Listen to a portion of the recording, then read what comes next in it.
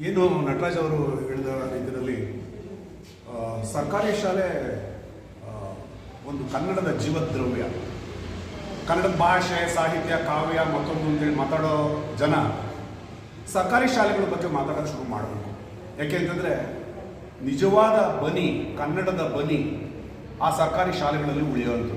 ಸರ್ಕಾರಿ ಶಾಲೆಯ ಸೆನ್ಸಿಬಿಲಿಟಿ ಇದೆಯಲ್ಲ, ಅಲ್ಲಿಯ ಪ್ರಜ್ಞೆ, ಕನ್ನಡದ ಪ್ರಜ್ಞೆ, ಕನ್ನಡದ ಭಾಷೆ, ಆಹಾರ ಮತ್ತೊಂದು ಎಲ್ಲದರ ಪ್ರೀತಿ ಹುಟ್ಟೋದು ಆ ಸರ್ಕಾರಿ ಶಾಲೆಗಳ ಮೂಲಕ ಅನ್ನೋದನ್ನು ನಾವು ಮೊದಲೇ ಅರ್ಥಕೋಬೇಕು. ಆ ಹಿನ್ನೆಲೆ ಒಳಗಡೆನಲ್ಲಿ ಸರ್ಕಾರಿ ಶಾಲೆಗಳನ್ನು ಉಳಿಸ್ಕೊಳ್ಳೋದು ಅಥವಾ ಕಳೆಯೋದು ಈಗ ಅಳಿವು ಉಳಿವಿನ ಪ್ರಶ್ನೆ ಆಗಿದೆ ಅಂತೇಳಿ ನಾವೆಲ್ಲ ಯೋಚನೆ ಮಾಡಿ ವಿಶೇಷವಾಗಿ ನಾವು ಇವುಗಳಿಗೆ ಆದ್ಯತೆಯನ್ನು ಕೊಡಬೇಕು. ಟೀಚರ್ಸ್ ಇಲ್ದಲೆ, ಅಧ್ಯಾಪಕರು ಇಲ್ದಲೆ ಶಾಲೆಗಳು ನಡೆಸುವಂಥ ಸ್ಥಿತಿ ಇದೆ. ಏಕೋಪಾಧ್ಯಾಯ ಶಾಲೆಗಳು 7,450 ಶಾಲೆಗಳು ಏಕೋಪಾಧ್ಯಾಯ ಶಾಲೆಗಳು 1/4. ಇದು ದುರಂತ. ಇದಷ್ಟೇ ಅಲ್ಲ, ಸರ್ಕಾರಿ ಶಾಲೆಗಳಲ್ಲಿ 53,000 ಟೀಚರ್ಸ್ಗಳ ಕೊರತೆ ಇದೆ. ಅವುಗಳನ್ನು ಮೊದಲು ತುಂಬಬೇಕು ಅನ್ನೋದು ನಮ್ಮ ಮೊದಲ ಆಶಯ. ಎರಡನೇದು,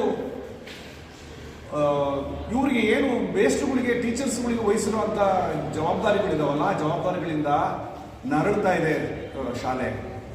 ಆ ಶಾಲೆಗಳು ನರಳ್ತಾ ಇರೋದಕ್ಕೆ ಮೂಲ ಕಾರಣವೇ ಟೀಚರ್ಸ್ಗಳನ್ನು ಬೇರೆ ಬೇರೆ ತಾಬೆಗಳಿಗೆ ಅವರಿಗೆ ವಹಿಸಿರುವಂಥದ್ದು. ಆ ತಾಬೆಗಳಿಂದ ಅವ್ರನ್ನ ಮುಕ್ತಿಗೊಳಿಸಿ ಪಾಠ ಮಾಡೋದಕ್ಕೆ ಪೂರ್ಣ ಪ್ರಮಾಣದಲ್ಲಿ ಅವರ ಮನಸ್ಸನ್ನು ಸಿದ್ಧಗೊಳಿಸಬೇಕು. ಎರಡನೇದು. ಮೂರನೇದು, ಹೈಯರ್ ಎಜುಕೇಷನಲ್ಲಿ ಕನ್ನಡ ಮೀಡಿಯಂ ಹೈಯರ್ ಎಜುಕೇಷನ್ ರೂಪುಗೊಳ್ಬೇಕು. Engineering, medical, general educations, agricultural science. ಏನು ಅಗ್ರಿಕಲ್ಚರಲ್ ಸೈನ್ಸ್ನ ಇಂಗ್ಲೀಷಲ್ಲಿ ಮಾಡಿ ಅವರು ಇಂಗ್ಲೀಷ್ನ ಅಧಿಕಾರಿಗಳಾಗ್ತಾರೆ, ಡಾಕ್ಟರ್ಗಳು ಇಂಗ್ಲೀಷ್ ಅಧಿಕಾರಿಗಳಾಗ್ತಾರೆ.